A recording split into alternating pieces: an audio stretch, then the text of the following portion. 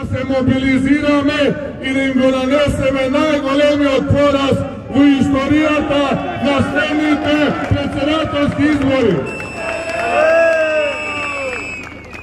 Но и да ги поздравам оние кои што се дома денеска, кои што од оправдани причини не се денеска овде со нас, но знам дека срцето нивно е овде со нас токму пред владата на Република Македонија и ни даваат подршка, но затоа што се притиснати, прогонети од самобендисаните функционери именувани од овие луѓе внатре, им се заканува.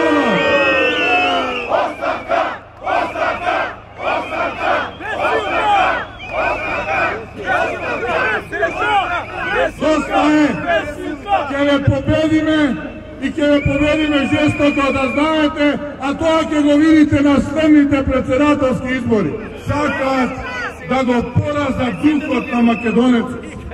Сакаат македонецот да го прикажат безпомошен, безнадежен. Секој дневно влијаат на расположението кај луѓето, нарачувајќи вести дека прават нешто, а во суштина ги демотивираат и ги деморализираат луѓето дека не можело да биде подобро. Сеат страф во секој чекор, во секоја пора на општеството, сакаат да расеат семе на страф, за да се уплашите, за да не можете да им застанете на патот јавно и гласно, за да можат сега некаде од озгора да стикаат и да речат, видете ги, само неколку илјади со нека доле. Да, ама стотици илјади сме против вас, само тоа да знаете. Стотици илјади сме против вас. Го узурпираат јавниот простор. Ке сретнете армадила на гласноговорници кои што се скапо платени со жолтици народни пари, кои што ќе ве убедуваат дека црното не било црно, туку било бело, кои ќе ве убедуваат дека поразот не бил пораз, туку бил триумф, ќе ве убедуваат дека капитулацијата е лидерство, ќе дехидрираат од плукање по мене и по опозицијата, а при тоа не гледаат дека државата им бега од раце, дека народот си оди, дека државата станува се поизнемоштена и истоштена. И заборавија сите овие погрешни политики, дехидрирајќи од плукање врз мене. Ве оцрнуваат мене, ја оцрнуваат опозицијата, а при тоа слепи се на целиот криминал кој што им бега пред очи. Слепи се на сите тендери кои што ги договараат во 4 очи. На целокупната оваа плячка, на сите оние договорени судски случаи, на целокупниот прогон кој што нас денеска ни се случува.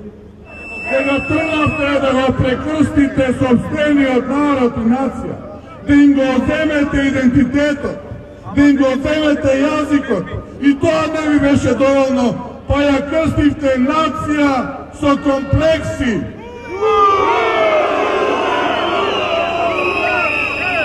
Излезе човекот кој што плата зима од овие луѓе, од оваа нација. Излезе човекот кој што ја водеше оваа операција на преименување и уништување на македонскиот идентитет.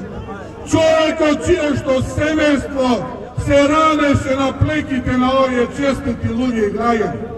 Човекот кој што и ден денеска ги користи привилегиите затоа што буџетот го полнат овие честити луѓе. И ни рече дека ние сме биле искомплексирана нација. Ке зборувам затоа што ни го покачија левот. Левот ни го покачија. Левот ни го покачија. Ни го земаа достоинството, ни ја земаа честа, ни ја земаа гордоста. Воздухот е се потежок за дишење. Вода нема никаде чиста. Сега и левот сака да ни го земат. Зарем тоа ли заслуживме? Зарем тоа ли заслужи овој народ кој што ви даде доверба во 2016-та, а потоа во 2017-та? Ке го платите и левот. ќе платите и за воздухот, ќе платите и за чистата вода, ќе платите и за сите лаги. Ви ветувам, ќе видите што ќе се случи.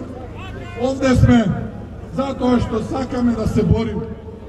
Затоа што сакаме во оваа борба, во оваа битка да победиме. Ние сме генерација која што мора повторно да победи. Затоа што оваа генерација мора да победи и да ја освојува слободата која што во овој момент е потребна. Да го поразиме кацарска судство, да го поразиме рускоско обвинителство, да го поразиме овој искомплексиран министер што е наречен нашата македонска нација искомплексирана. Да ги поразиме овие луѓе кои што не направија да ја вернеме главата и да ја вернеме кичмата. Да ги поразиме луѓето кои што направија црна економија. Да ги поразиме луѓето кои што во здравството не донесоа ниту една реформа, туку го да распродадоа она кое што им го оставив. Сите црни политики да ги поразиме. Тие сме таа генерација која што мора тоа да го направи. Затоа што друг избор немаме.